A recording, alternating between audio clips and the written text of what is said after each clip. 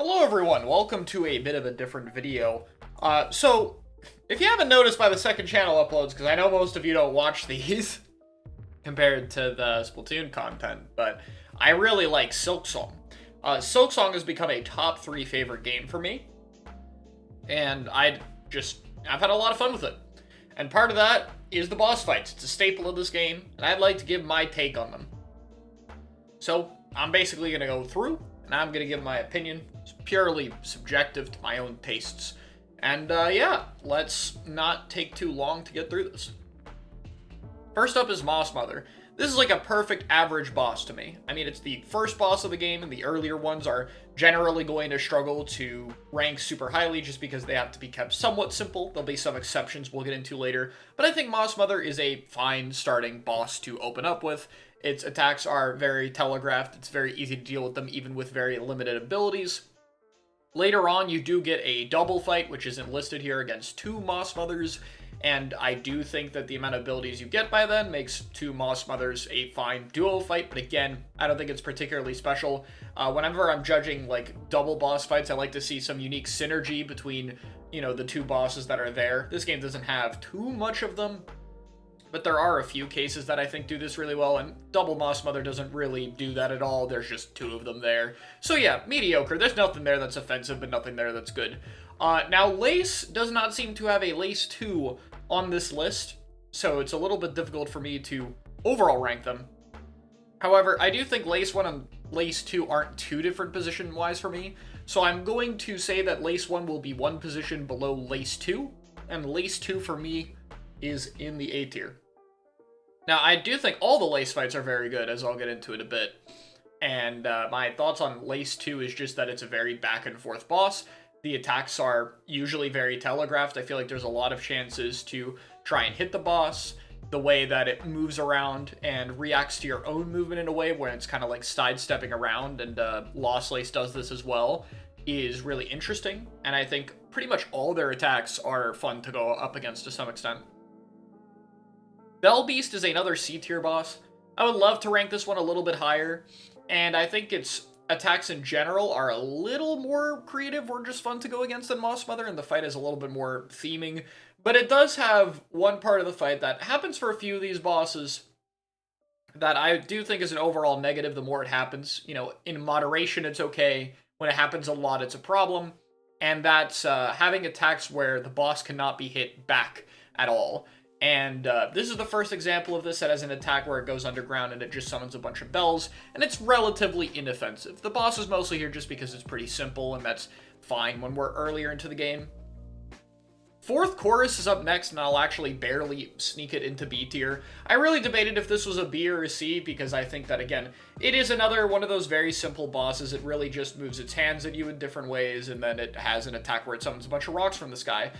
The reason I'm giving it a higher tier is I think it just has a little bit more of an atmosphere. It's a lot more of a memorable fight when you run past it the first time and come back and it, you know, jumps out of the rocks, so it's really cool. The finisher of the fight where you can go and knock something onto its head in order to blow it up is really interesting. And I think, like, the boss just visually does a lot.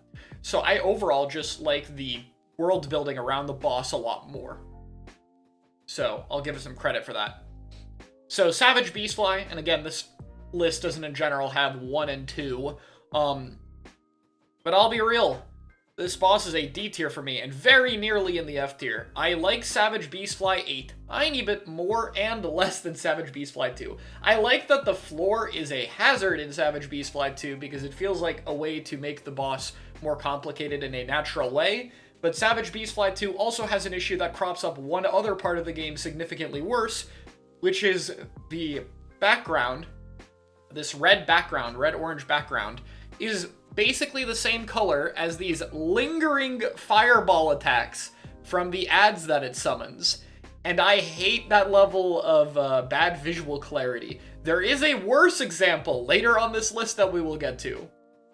But yeah, I mean, I think it's pretty bad, if I'm being honest. The charge attacks are a little just strange a bit. They could be kind of difficult to read, and they kind of have to be. If they were more transparent, then the boss would be way too easy. Its downwards attack is just not threatening at all outside of when it's removing the floor, and besides that, it just summons a bunch of enemies. It can kill those enemies using its downward smash attack, but not with the horizontal one for some reason, even though it looks like it carries the same amount of force.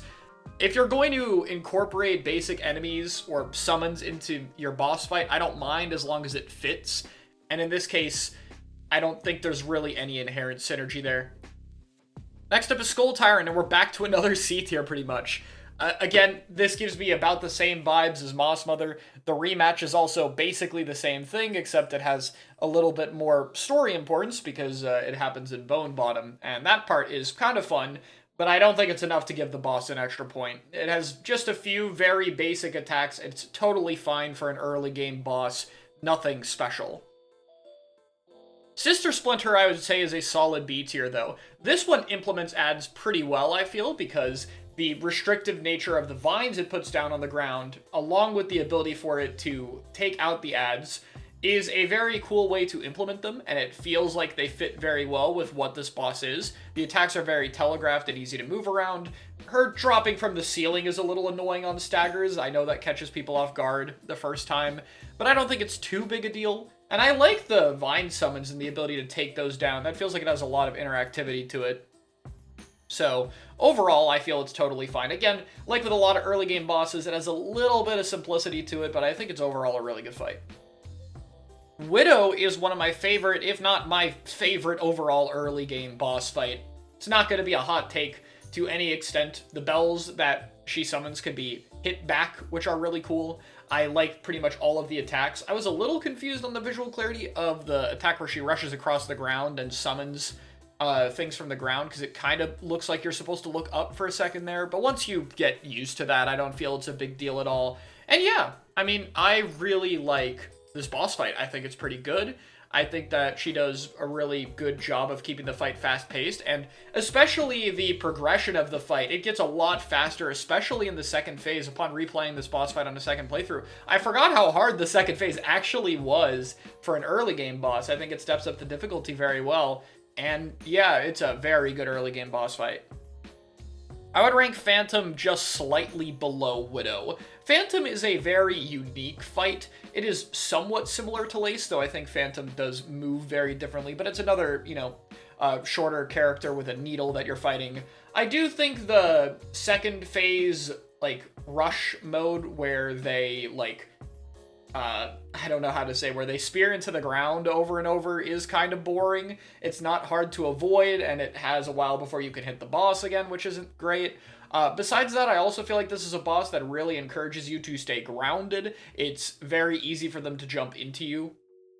So I feel that's something worth noting. But for the most part, I think it's a very fun boss. Most of the attacks are very back and forth.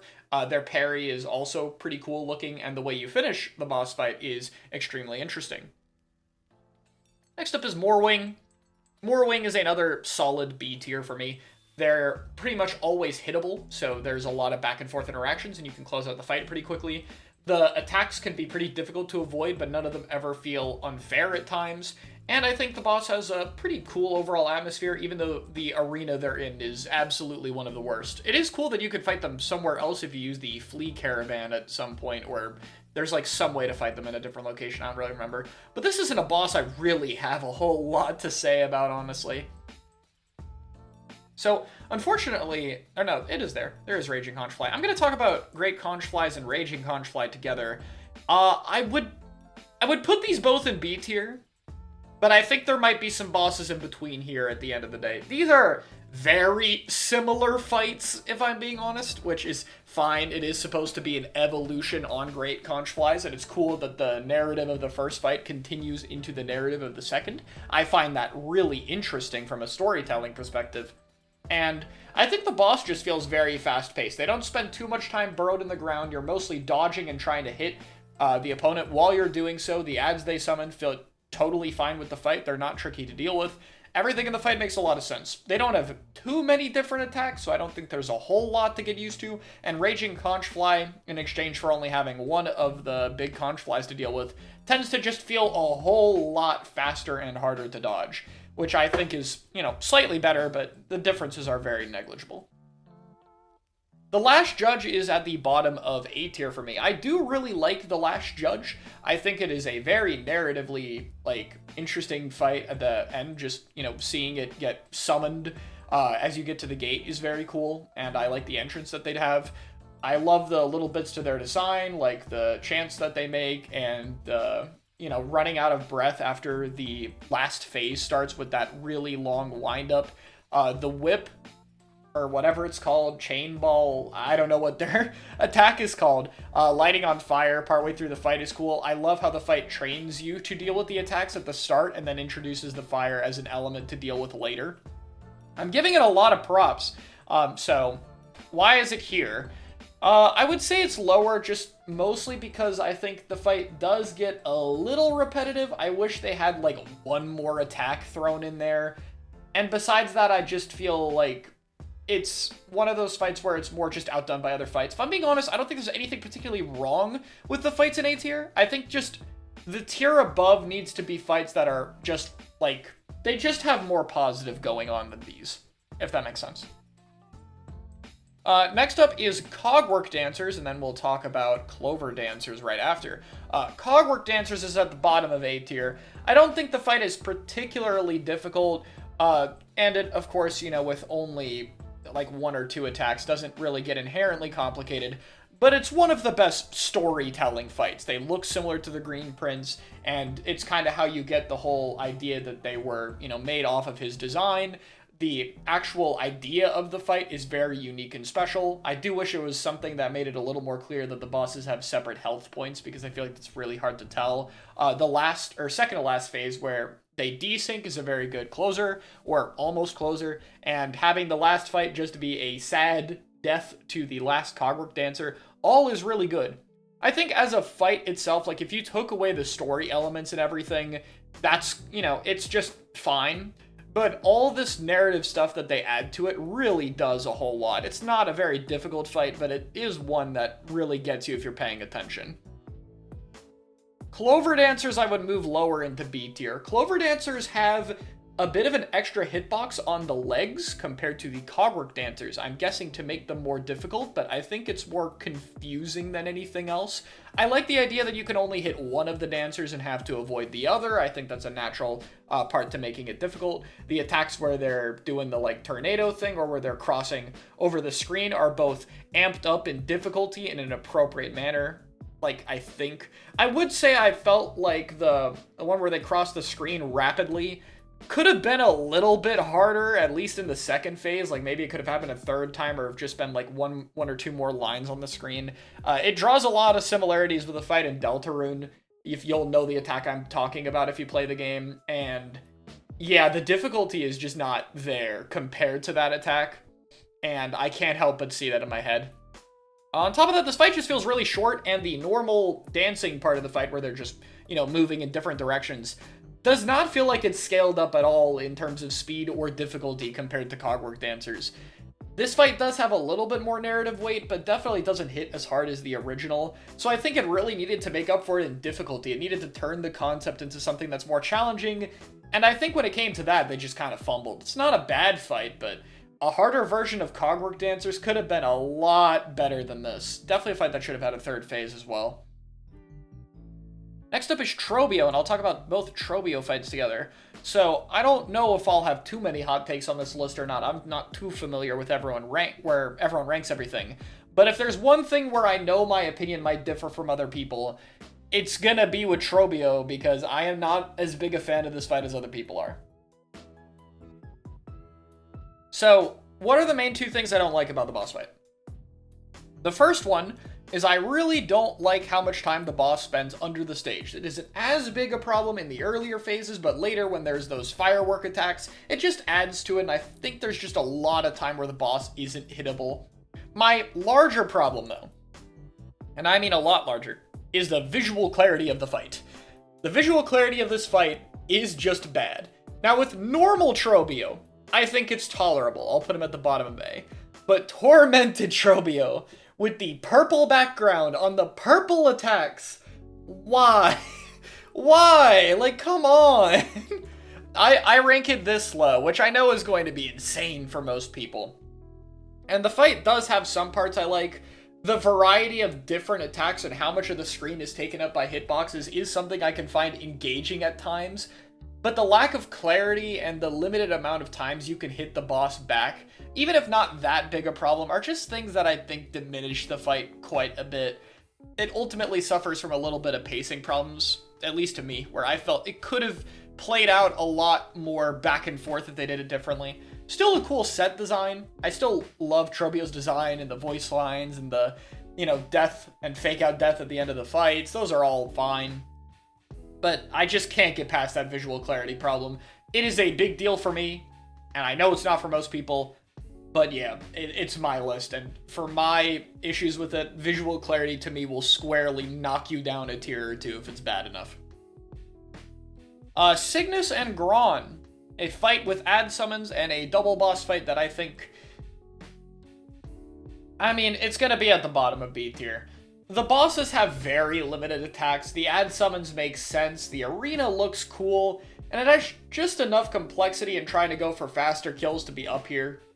But the bosses just don't have a whole lot of varied attacks, and I think they depend on the ads a little too much. There can also be cases, depending on how you fight them, that you're mostly fighting the bosses one at a time, and I think it would have been a lot better if the boss fight had less ads and had both bosses on screen for more of it. If the second one spawned a lot sooner, or if the first boss had more health than the second one, than it has right now, so they were both on screen for longer. If there was more of a dynamic between the two bosses, I think it would have been more interesting. But it's mostly fighting one simple boss, then another simple boss, both with a bunch of ads. And that's just not as engaging. Roll is another okay B tier for me. I'd put it at the bottom of this list as well here. I like that it has Vengeful Spirit. That's pretty cool. The arena attacks it has are fine. I'm obviously not ranking the Gauntlet or Run Back as a part of this. This is one of those bosses that has 2 mass contact damage, though. And I do not like 2 mass contact damage. Some bosses, if their movement is very telegraphed, I'll give it a pass. This is not one of them. I just don't like the 2 mass contact damage. And outside of that, I don't think they have too many super engaging attacks. They're a fine boss. There's just not a whole lot there. The Unraveled might be my least favorite boss in the whole game. There are some that I find boring. This one is both boring and annoying. We got 2 mass contact damage. We have extremely just mediocre attacks.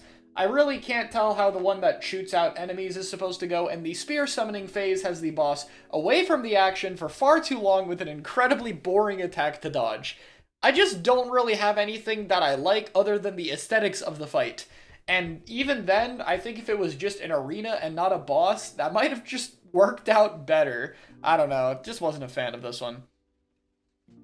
Disgraced Chef Lugoli, or however you say it, I'm sorry if I get it wrong, is at top of C tier for me. A little more complexity than the bosses, and having the, whatever they're called, the things that eat silk, the status effect, is pretty cool as, a thing that you have to deal with throughout the fight.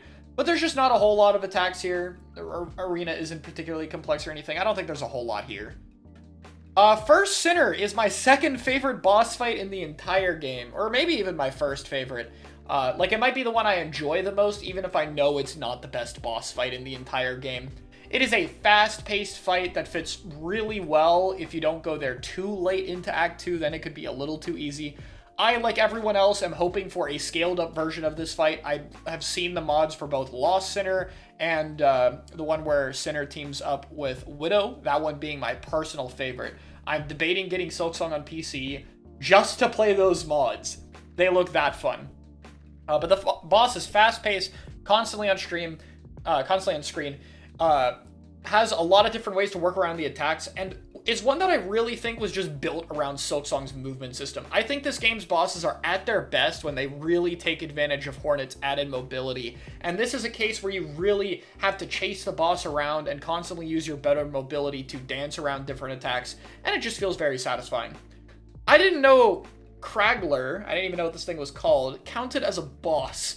I do not think it should count as a boss, but if it is a boss, I guess it can go below the Unraveled because it has one attack, and it is extremely annoying to kill before double jump because it just takes forever, and if you have double jump, it still takes forever. This is not a fight. Father of the Flame, I think I'll put at the bottom of C tier. Maybe that's a bit higher for some people, but the platforming and dodging the fire attacks are kind of fun once you get used to it. You don't have access to, like, any healing, so mistakes are very punished. Like, it's definitely a fight that I can't see being any better than this, and there are definitely better platforming challenge boss fights that I've seen in other games before. But it's not offensive, it's not boring to do the fight, you are engaged, so, you know, I'll give it that. None of the attacks feel unfair. Carmelita is up next, and this is another one in my top 3. I'm going to put it just below First Sinner, but I know most people probably rank her higher. Very interesting attacks. The arena and setup for the fight is amazing. I like the fight right before it as a kind of setup. The lore behind the character is really good. The fact that the singing stops during the staggers is interesting. The multiple different phases is awesome. All of the attacks feel like they're very difficult to dodge and were built around Hornet having access to her full moveset. It feels very engaging.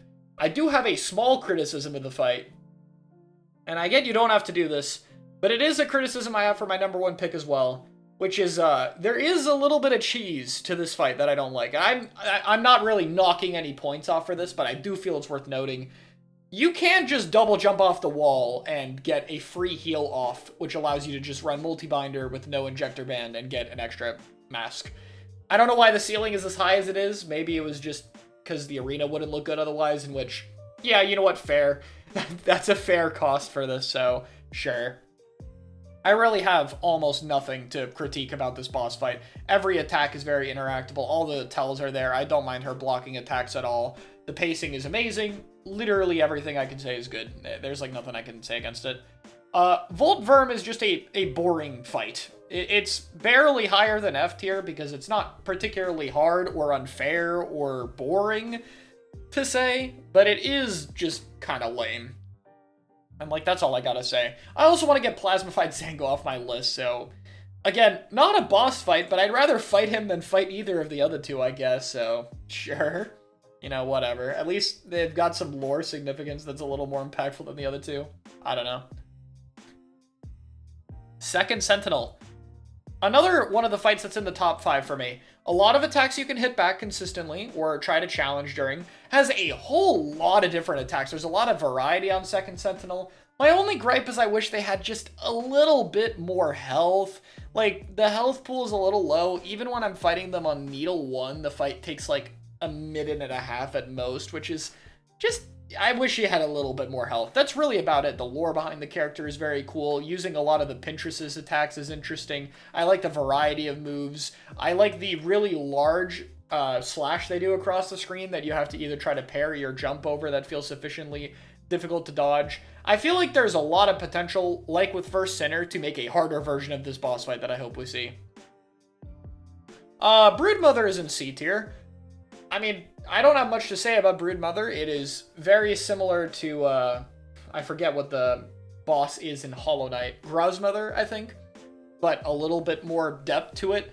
I don't like the attack where you have to mash to get out of it, though the mashing requirement isn't that bad. It just doesn't really feel great to get hit by that and then know that you're going to get hit by the second attack, unless you're really good at mashing, like when she dives at you. All of her attacks are fine. Yeah, I mean, nothing complex, but nothing bad. I do not like Bell Eater. I will put it above Father of the Flame, but it's really just not one of my favorite fights. It has a lot of presentation going for it. It's definitely interesting narratively, but when it comes to the actual fight itself, there's very limited attacks. There's a long period in which the boss is off screen, and I don't think anything is particularly fun to engage with either. It's one of those fights where I look back at it and I like the story around it, and I like watching people fight it for the first time to react to, to react to Bell Beast coming in and clutching up the fight, but it's not really something I ever go, yay, I get to play Bell Beast. Crust King Khan is at the top of B tier for me. Very simple boss fight, doesn't have too many different attacks, and isn't too difficult compared to the other fights in Act 3, which I think is intentional. It is after, like, I don't know, 4 arenas, so it's kind of understandable. I think that it's at least fast-paced, it's fun to keep up with the boss and move around and dodge everything, and it does sufficiently scale in difficulty. I wish it started a little more difficult at the beginning, but it's really just a small nitpick. You could make a version of the boss one day with way more different attacks and add on to the boss fight, but I think it's fine as is. The goat Seth is also up here in S tier for me. The teleportation with the symbol and using it as like an attack is really cool. The shield slam dive is able to be hit multiple different ways while it's being used, so the boss is constantly hittable. The teleports can be a little annoying, but not too much there. The second phase is very interesting, and yeah, I mean, if you know the lore behind this boss, it's very sad. And yeah, it's one of my favorite fights. I'd say I like Second Sentinel a little bit more from the different variety of attacks, but I also do really like fighting Seth. So Nihilith is probably going to be the hot take where I rank it higher than most people. I actually think Nihilith is one of the better fights in the game. I really enjoy fighting Nihilith. I think that the lack of ground is interesting, and I think trying to use Hornet's mobility to get in and fight the boss while she's trying to constantly keep you away are really interesting. If you didn't have enough tools to damage the boss quickly and stay close to the boss throughout all of its attacks, then this fight would suck. If it was a long campy game of sitting on the wall and eventually going in, getting a hit and going back, then it would suck. But it's not. Use Clawline. Clawline is very good in this fight. It's still risky, and maybe there could have been other attacks that incentivize you getting close to the boss, but I think it's there. A lot of the attacks can be hit back, like the spike balls or the, like, I don't know, acid spit thing that goes in a bunch of different directions. I overall just really like the boss. It's fun to fight. I think it's engaging, and I think this game just gives you mobility tools to deal with something like a lack of ground that makes the fight stand out.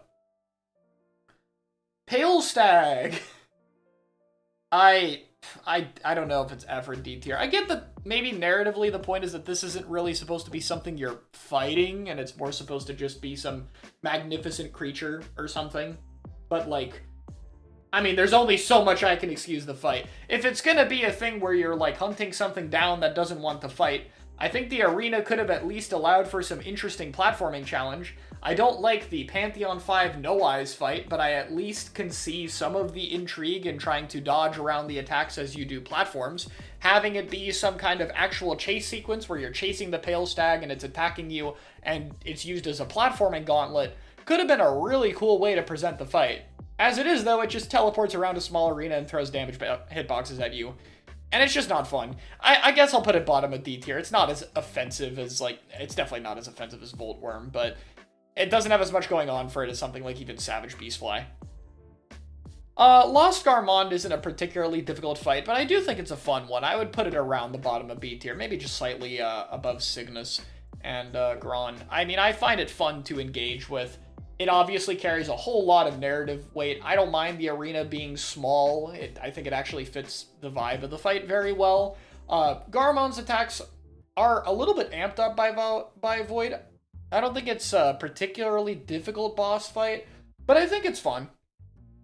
It works for the story, and while I don't have too much to say about it, I think it's an overall solid fight. The Pinstress's fight will barely sneak into B tier. I think that this boss could have been so much cooler with the lore behind her, but I mean, a lot of this fight is floating away from you and throwing pins, and Hornet does have good mobility in the air, but I think oftentimes having to go super vertical is where there is a little bit of stuff lacking, and Pinstress spends too much time up there. The rest of her attacks are great, the X-Slash, the dashes along the ground, all of that is fine. But I just do not enjoy seeing the boss float above me throwing pins at me. It happens for too much of the fight. Gur the Outcast will be at the bottom of C tier because it's not offensive to me, but it just kind of does one move the whole time. Again, it jumps around and throws traps and nothing else. I like the idea of a boss that uses traps, and I like the way that you get lured into the fight. But could he have used more than one trap, maybe? Maybe more than one move would have been a little bit interesting. Like, it would have been really cool to deal with a variety of different red tools that you have equipped normally. Like, what if he used, like, I don't know, because he's built around it, maybe he has, like, 5 to 7 different tools and he uses them throughout the fight, and you have to encounter them and you would know how to deal with them because you would have most of these tools by now. And that could be a really interesting way to, you know, kind of work around the fight and make it stand out a little bit more. I'll save Lost Lace and Grandmother Silk for the end. Watcher at the Edge is a pretty fun boss fight. It is mostly just a amped up regular enemy, but I enjoy it. I wouldn't say it's like a particularly amazing fight, but somewhere around the middle of B tier feels fair to me. It's fun, it's fairly back and forth, and I don't have too much to say. It's not a complicated fight, it's just one that I think is fine. Now, okay, Summon Savior, I cannot rank because I haven't fought it, but from what I've looked at, it's just one of the... what's it called? It's one of these void enemies that's just around the map, so sure, we'll put it there. Crawfather, I could not get the thing to summon. I 100% in my first playthrough of Silksong, and I could not get the cross summons to appear. I tried everything, and I couldn't get it to appear. So I have to go off of what I've watched and what I've seen, which is, the consensus I see from most people is it's a pretty good fight, and it does adds very well.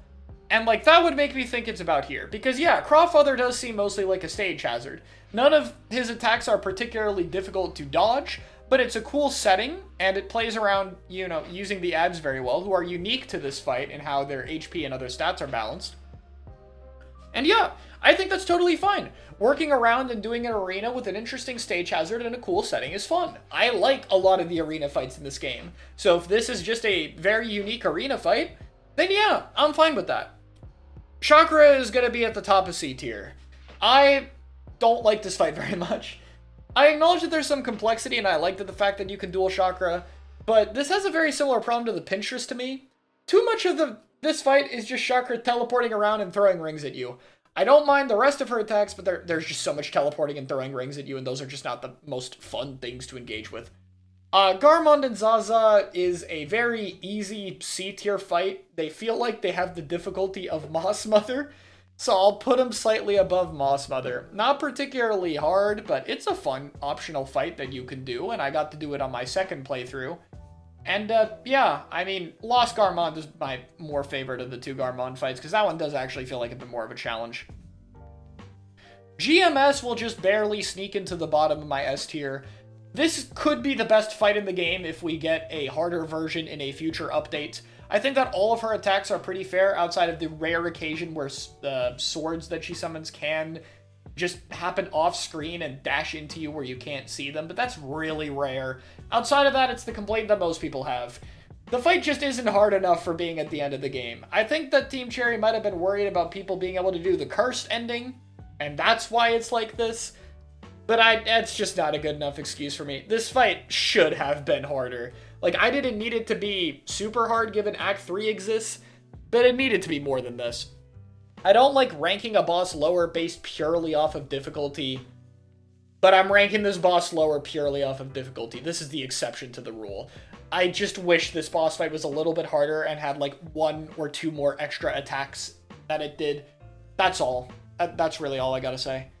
Lost Lace is the best fight in the game objectively, and I just can't argue with that. That's what I hear everyone say, and, like, I got no arguments to say otherwise. I like First Sinner more, you know, personally, but is it better? Nah, I know it's not better. I mean, this boss is just incredible. A variety of different attacks, a really cool arena, very narratively fitting for the story, has the best song, and I know I haven't mentioned music very much. All of the top tier bosses have amazing music, but Lost Lace has by far the best song in the entire game. It is incredible how good it is. And it's just a very back and forth boss fight that both feels like it has a ton of attacks it wants to do, but also is reactive to your own movement to some extent. The only thing I can critique is that one attack where it goes away and the 2 void mass things cross the screen does fit my away from the fight thing. Like, I'm okay with it happening after the first time because it's 1 attack out of like 12 where the boss isn't hittable. But like, okay, could we have made it like twice as fast? Like, they could have just done that attack way faster. It takes like a solid 10 seconds before you get back to fighting the boss.